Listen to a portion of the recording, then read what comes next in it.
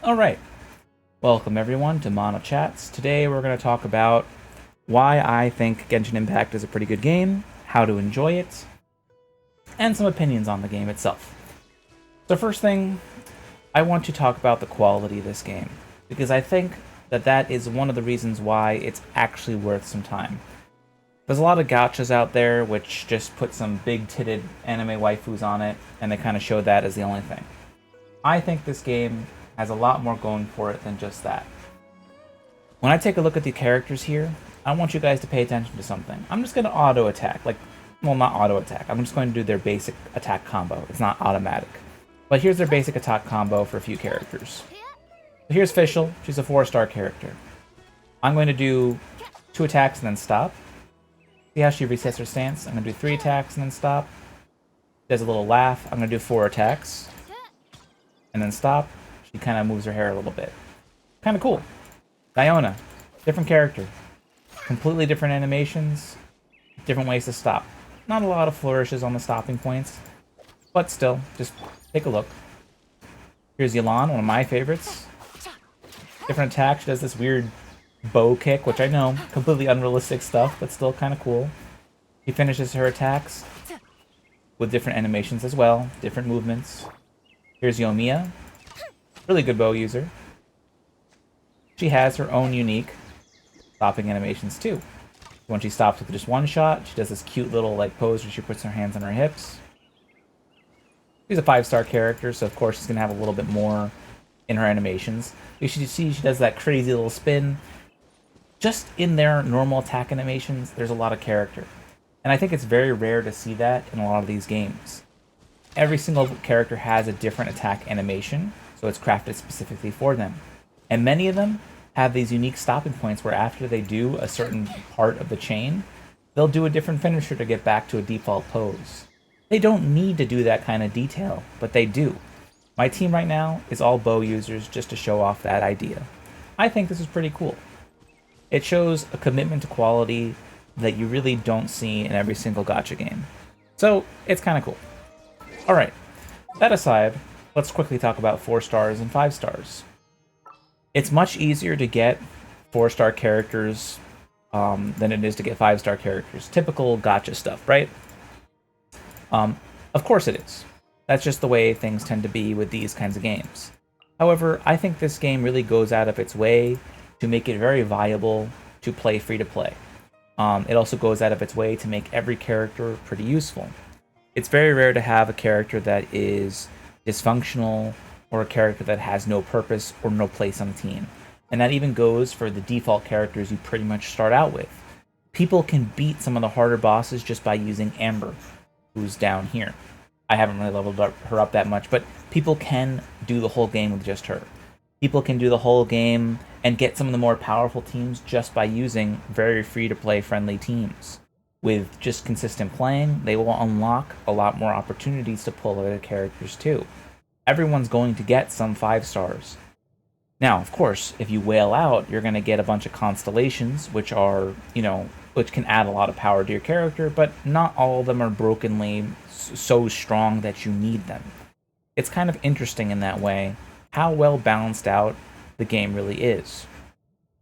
I think that it's very forgiving for all sorts of players, and even many events will make you participate in them by giving you optional characters you can use which are strong enough to do them. For example, right now there's an event going on where you do this little challenge, you go to this mirror. It's not that uncommon to have an event with that mirror animation, but usually the contents of those challenges are all different. So these ones, they actually force you to use these trial characters at a set level as opposed to using your own team.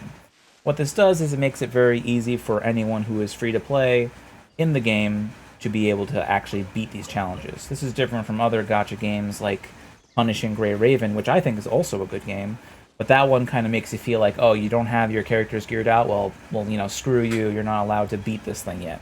Which can feel frustrating when you're new to it. You're trying to gear out your characters, you're trying to catch up. It's kind of annoying to miss out on a bunch of stuff. This game actually kind of says, well, you know what, if you need them, here's trial characters. And sometimes, like this current event, the focus is actually on making you use those trial characters without using your overpowered, whaled out account if you happen to be, you know, a big beluga whale or whatever. So I think that's kind of interesting.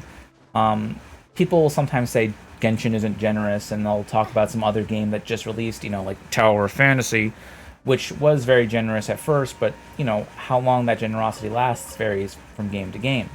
And how valuable that generosity is also important. See, when I look at a game like Tower of Fantasy, their 4-star characters do not feel nearly as powerful as the 4-star characters you're going to get in Genshin. In Genshin, the 4-star characters can sometimes be part of some of the best teams, and you can have a great team that is made strictly of just 4-star characters. There are, of course, a few characters that are kind of duds. I mean, we do have our, you know, our friend Aloy, who is a guest character, who was kind of shoehorned in. I'm not sure entirely why it kind of went that way, but she doesn't have, like, constellations, and that can be a little bit of a letdown for a character like that. But in general, the reason why 4-star characters or free-to-play characters are valuable is, as you play, you're probably going to get repeats of them whenever you're getting your free pulls in. And these constellations give them more power. For example, there's always one like this, which levels up one of their talent skills a few more levels, so they do a little bit more damage than they otherwise would. There's some that are stronger, though, that add like a whole different mechanic to their kit. So for example, this one means that there is an implode status that goes on an opponent for 2 seconds. An explosion happens, and it does 75% of Zhongling's attack as AoE pyro damage. These things can start to change your character a bit more. Oftentimes, the last one in the tree is the strongest, but it really depends. Even on some 5-stars, some of them are really strong, some of them are not that powerful. Most characters are... Well, actually, no, I'll say all characters are perfectly viable at Constellation 0. That means when you simply just pull the character, and just the character itself once, the character is plenty strong. Some of them do benefit massively from some of the constellations. Sometimes it's a little earlier, sometimes it's a little bit later. And you can find community members, particularly on YouTube, who talk about, you know, how valuable these things are.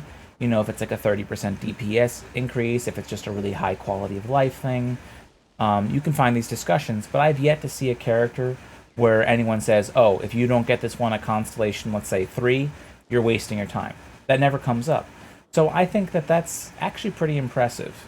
And part of the reason why is the game isn't designed to be this like super try-hard, sweaty experience where, you know, only the people who whale out the most can enjoy it. It's not designed to be the point where you need to have, you know, banner weapons, because yes, there are banner weapons. Let's take a look at the banner really quickly. Recently, they've been doing 2 banners. You'll see that there's 2 different main characters here, but the characters on the side, which are the 4-star characters, are the same for both. That way you can get those geared out. They tend to kind of theme these banners a little bit, so this the banner that's currently going is actually really good for new players. If you want a healer or a really good DPS character in Ganyu, you have these 2 options available. You can also select weapons. Now, weapon banners, of course, you can throw a lot of money at these things, but the difference in damage is not always as big as you might expect. It's why it's worth it to kind of look into the research as to what's going on. But we don't really need to get into the nitty-gritty of that. The point is, most of the time, you don't need those crazy pay-to-win weapons. You're not getting as much as you think out of those. When people start to actually math them out, they're pretty well balanced. And that's something that's impressive about this game, is they've managed to keep the power creep to a minimum. In general, a character that was good before is still good now. And many times, characters that weren't good before, people realize, oh, we just didn't know how to best use this character, or there wasn't enough other characters to support this character's kind of niche, and so we couldn't make use of it, but now they're actually really useful. Some characters come into favor, fall out of favor, and then come back into favor. What this tells me that there's balance, and there's long-term design goals here. When they want to weaken a character, they don't nerf the character. It's very rare for something like that to happen. Usually they try to fix the character, or they will add in enemies to change the direction they're going in. So for example, you might find enemies that put like a dot effect on you. The reason why enemies have dot effects sometimes is to make it so that healers have a purpose. Now you might say, ugh, why do they have to add this in to make healers matter? Well, because healers are decent characters too. and they were being totally overshadowed by shielders, which put like a shield around you. For example, characters like Diona. And the problem with that sort of design was that everyone was just getting a shielder. Usually they would get Zhongli, which he's actually one of the characters I don't have. But they would get someone who could put this little bubble kind of shield on them, which prevents staggers from happening to you, which is also very helpful for doing damage. And they would just use shielders, and they would never rely on healers. So that wasn't bad if you liked shielders, but it was bad if you liked healers or you wanted to use a healer character. So they added this other mechanic, which made it so there was some value in having a healer. Of course, this doesn't mean you have to. If you just don't get hit, if you burst things down, if you know what you're doing, you can still make do without having any healer in your team. You could make do without having a shielder in your team. But they try to add enemies that cause you to kind of reevaluate how you're doing things.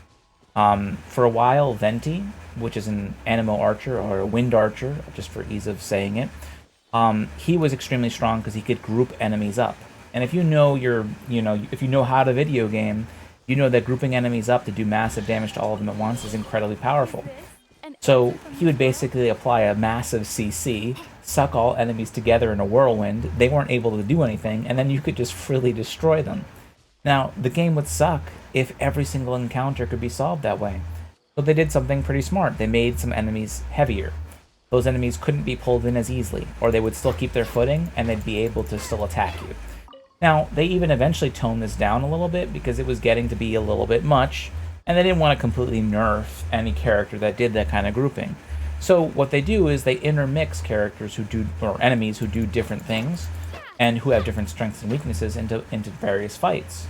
And this causes you to want to have different teams for different situations.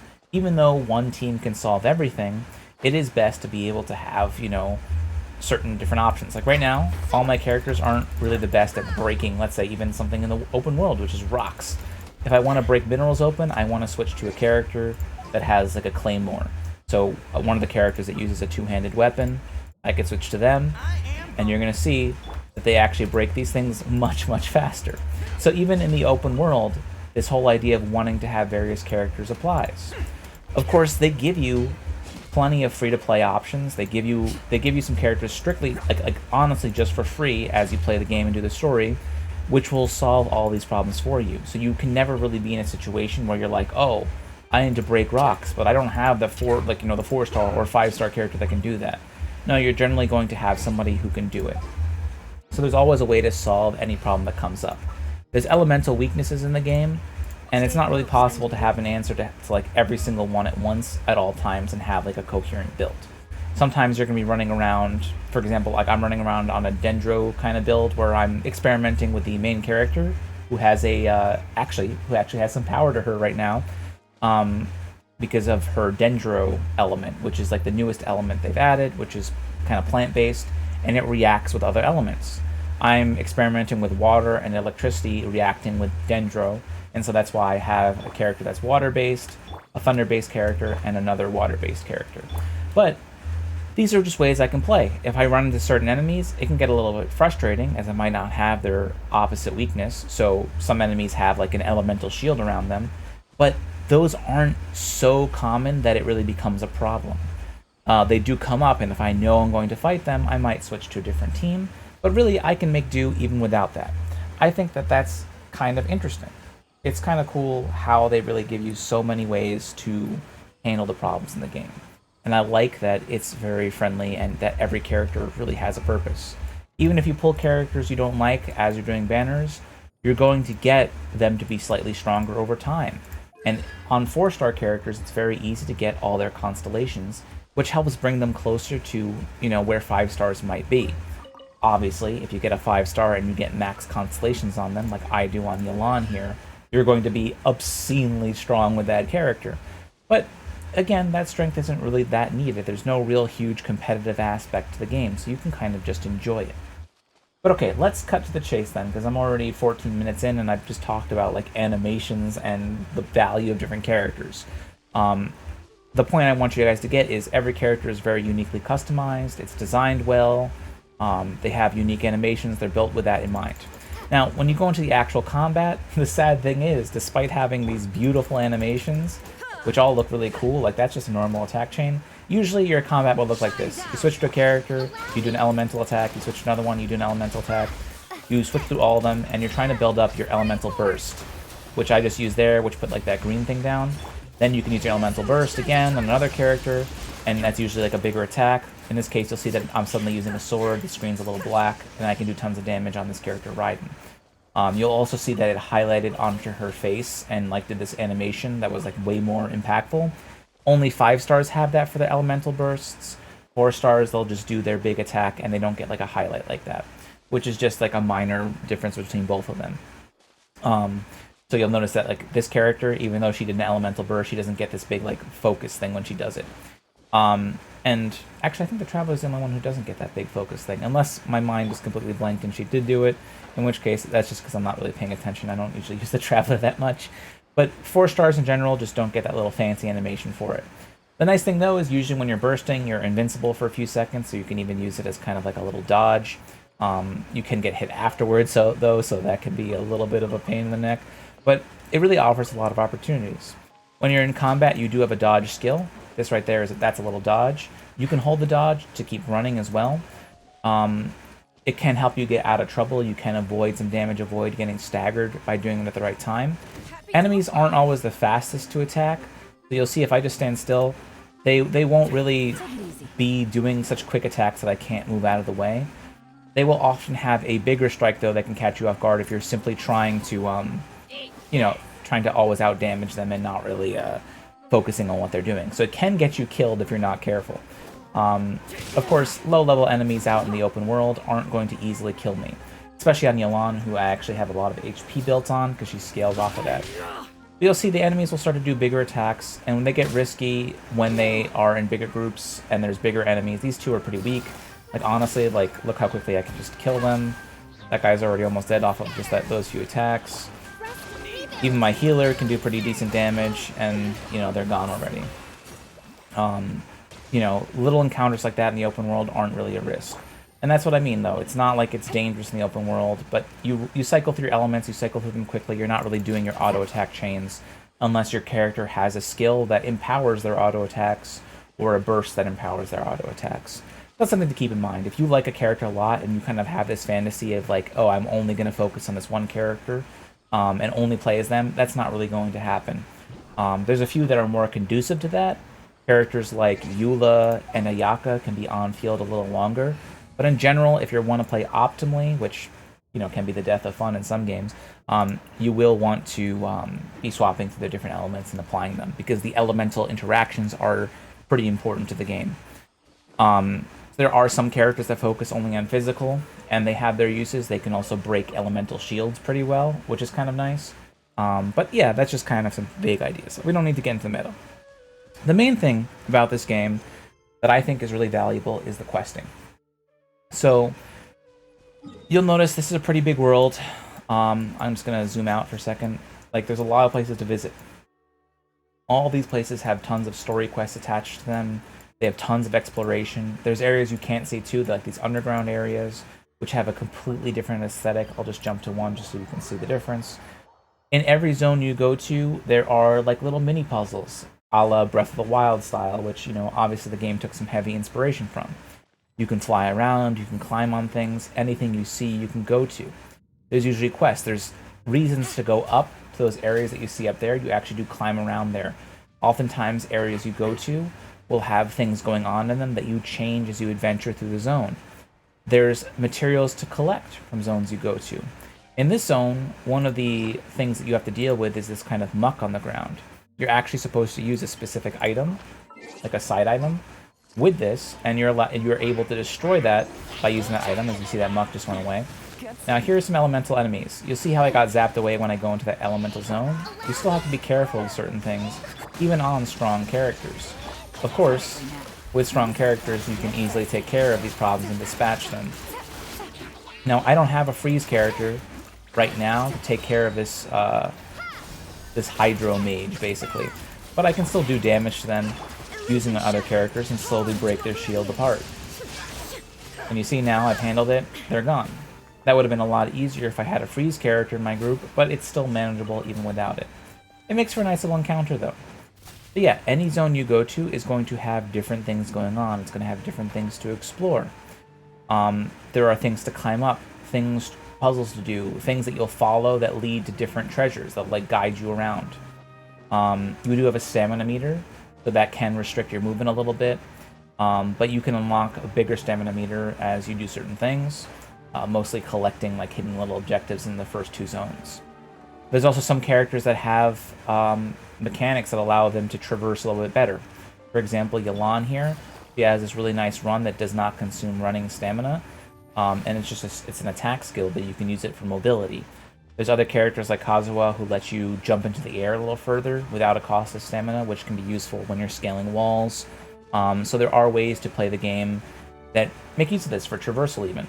So it's fun to explore. There's actual puzzles, things where you need to like, push things in the right spot or shoot certain things, or time challenges, or races, or things that have you like launch into the air. Your typical sort of exploration-based mechanics. All these are present and more. I'm not going to go through every single one of these, but the idea is when you go to a new zone, there's treasure to find, there's rewards to find, and you can see how far you are along by looking at your exploration progress.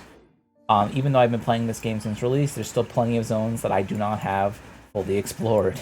And I would have to check, where chests are. There's still things I'm missing, things I can turn in, things I can earn, and that's actually really exciting.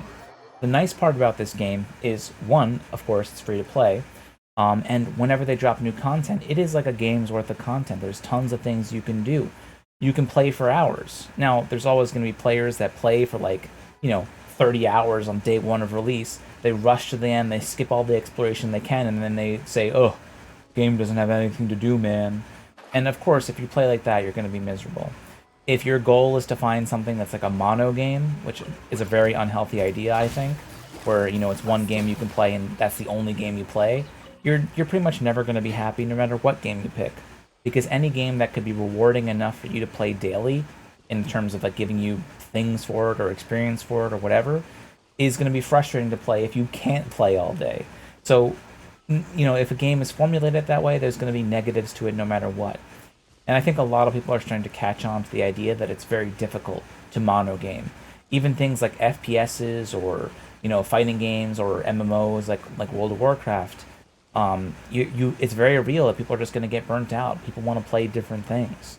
So I think if you approach this with a mentality that you're looking for a mono game, something you can spend hours in every single day with new experiences, of course you're not going to find the value in it. But if you're someone new to it, you're going to have tons and tons of story right now to go through. Another benefit of playing it relatively often, I play it daily, is that it doesn't really demand that much time of you to do the daily activities. Now, this is important because that means you can still keep those rewards flowing as you're exploring the world, as you're doing the content at a more reasonable pace, not just gunning it all at once. Now, that said, I gunned a lot of this. I've explored a lot of this zone. You can see I have an exploration progress of 77% in this area which just released. There's still plenty of things I have to find, plenty of quests I have to do in this area, and I'm going to be handling them much more slowly now, because my work schedule doesn't allow me to play as much as, when it's summer break. But there's a lot of things to do, a lot of things to see. It's fun to explore. The combat's enjoyable. There's always different events flowing in. Like right now, if I look at the events that are given, there's a few that just ended, but there's one where I was treasure seeking, so that was a quick daily thing. This one was a bit more focused, where you actually had to take pictures of different enemies doing different things. For example, I had to find pictures of enemies who were about to attack, or who were just sitting there with their mouths open. I had to find different plants in the world and see how they reacted to different elements, like what is like a burnt mushroom versus an electrified mushroom. It's kind of trying to teach you some of the ideas in the new zone, which is very clever, but also it's pretty quick to do, and it's kind of fun. It's like, oh, look, the animals all actually do have certain reactions. Like, the crocodiles sit in the water and leave their mouth open, and a bird tries to land on it, and it's like a cute little animation. There's some effort put into the world, and they try to incorporate some of that into events. This event also had you fight some of the, what I'll call world bosses, which give you certain rewards. It costs some of your daily energy to open those rewards, but this event was really fun. It kind of helped you explore the area. There'll be all sorts of events. Some are more story focused, Some are more gameplay focused. It really just depends. You're never sure. There's even some that are rhythm-based music games. It might not always be your cup of tea, but the nice thing is they're always experimenting.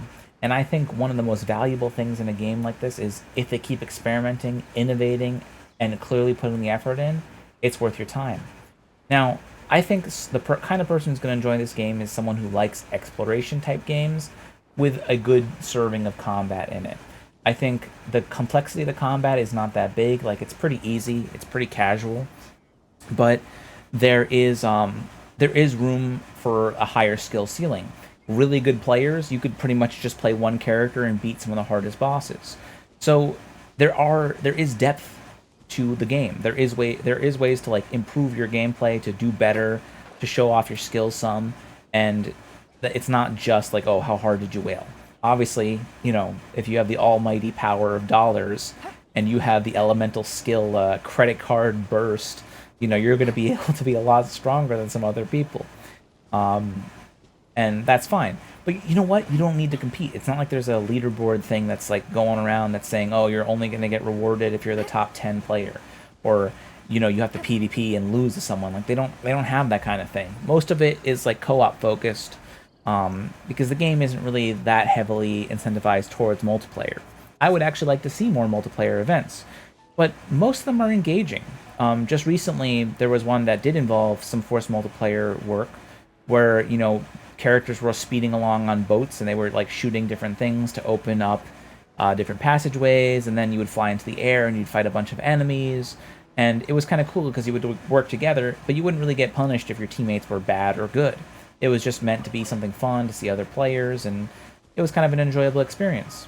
They even had this really crazy, weird like tag hide and seek game, which was I think meant to be kind of like a play on those like object hiding games that are kind of popular, where you become like a crate or a barrel and you try to hide yourself in a scene. And they just did their own take on that, and it was just a fun little event. I think the variety in that is really great. They also focus a lot on making all characters kind of stand out. Not equally, some, you know, get to shine a bit more, but even characters, some people were saying, oh, this character's never going to get focused. They just put them in, you know, for shits and giggles. We're never going to see, who was it? There's this one character I'm going to show you right now. Because her name escaped me right now, which is, you know, sometimes the way things go. But if we look at this character, I'm going to be upset at myself for forgetting her name. Jinyan, or Xinyan? I'm a little bit off on my pronunciation. She was, you know, she was added in. She's, you know, she's a kind of cool character design. But people were saying, oh, she's never going to get focused. She's never going to get her own story thing. Still waiting on this. And eventually they added quite a few events that actually did feature her. And we got to hear a lot of voice work from her, and she was pretty important, and she was well presented. So while they might not always show those characters right away, they tend to do something with everyone. And that's a 4-star character, not a 5-star character. So it's not like they have to do those things. They could get away with far less. Now, this story focus can get a little wordy. Sometimes I'll admit, you know, I start a dialogue and they seem to be repeating things a lot. They seem to be kind of going a little bit circular in their discussion. So that can be a little annoying. I do think they could make their dialogue a little bit more focused, a little more punchy. Not all dialogue is voiced, as you can see right there. But there's certainly some possibilities to improve this. It can get a little annoying when you're kind of basically just stuck only doing questing for a while, and it's just dialogue after dialogue.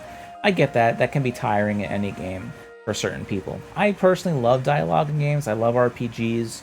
I love seeing the characters. So for me, that adds to the game, but I can see how for some people, if you're not a very big fan of story, it can be frustrating that there's a lot of quests and a lot of story beats that are going to be very focused on that. That thing I just did there, I had to play a song. Now, of course, you could memorize the song, which I can kind of sometimes do with my fingers, but they also just, they can kind of guide you, and you can just click on them. So they kind of account for the fact that, you know, if you're like me, you're a little rhythmically challenged. They help you out with that kind of thing. And in general, they have a lot of quality of life options like that. And as they keep expanding and growing the game, I find they keep adding new things that make your life easier. For example, this whole party setup thing. Before, you had to switch out your team with quick setup all the time. Now they've added this nice team menu where you can configure a few teams and just quick swap. Very handy, great quality of life. They pay attention to that kind of thing. Game's not without faults, though, yeah. So continuing on other faults. Sometimes if there's events you don't like, or they're focused on things that may not be your favorite, you might feel a little bored. Your day-to-day activities are very basic. You just basically do 4 daily quests. You spend some of your daily energy on certain activities. You can see the daily energy up here. I have 48 out of 160. They do a nice thing where you can bank some of that energy and change it into something called a condensed resin, which you can use to get yourself some more focused character gear. Because the only way to get your characters geared out with artifacts, which is basically their equipment, is you have to run basically dungeons, and those take resin, which is your daily energy. Daily energy is really only used for certain things, though, so you can still explore and do a lot of things in the game without having energy. But energy is needed for beating the world bosses. You can see the little moon icon here. It takes 40 to pick up possible rewards from this one. It takes energy to do these ley line outcrops, which can give you either money if they're yellow ones, or if they're blue ones, they give you character experience books, which you need to level up your characters. Then there's artifacts, which again cost energy to do, 20 energy per each run that you do, and then you can get some decent gear. You're guaranteed to get some of these orange ones. That's the level that you pretty much want in most cases. Every single dungeon has different artifacts in it, which can be used for different builds depending on what you're trying to do. And finally, also have dungeons that give you talent rewards. There's also a few one-time dungeons that just give you rewards once, and that's pretty much it. These are like the talent rewards. They let you level up your character skills. So again, all that is just based on you spending time in the game as opposed to you swiping the credit card. I think that's pretty nice, all things considered. But yeah, you're not going to be able to become the strongest ever when you first start out, but you just keep playing constantly, you'll get something out of it. Overall, I think it's a good use of your time. If you like exploring, if you like the fun combat, if you like the characters, every character's viable, it's a good use of your time. I think some people like to meme on the game because, they've seen other people do it, and, it's fine if you don't like it because everyone's allowed their own opinion, but it's worth it to experience yourself. If you like adventure games, if you like exploration games, if you like the character designs, it's all pretty much there for you, and the quality is just tremendous. If you play enough gacha games, you know the quality here is big. And that's why pretty much anytime something new comes out, they're comparing it to Genshin, even if it's not really that similar. Overall, for me, personally, it's pretty close. It's pretty much a 9, maybe an 8 out of 10 game. The only reason I'd knock points off is because it's a gacha game, which means you gotta spend money on stuff that, in the past you wouldn't have had to. But it's one of the few gacha games where I feel like the money actually goes into it and actually shows. The fact that this thing can even run on phones decently is kind of crazy, but I do like that I can get a lot more out of it on the computer. The daily ask is pretty respectful. You don't have to spend a ton of time in it. And then when you really want to, or there's new events going on, it's like a whole new game got released, and you can do a lot of fun things in it. So if you like character development, if you like fun questing, if you like exploring, it's a pretty good game. Alright, that's all.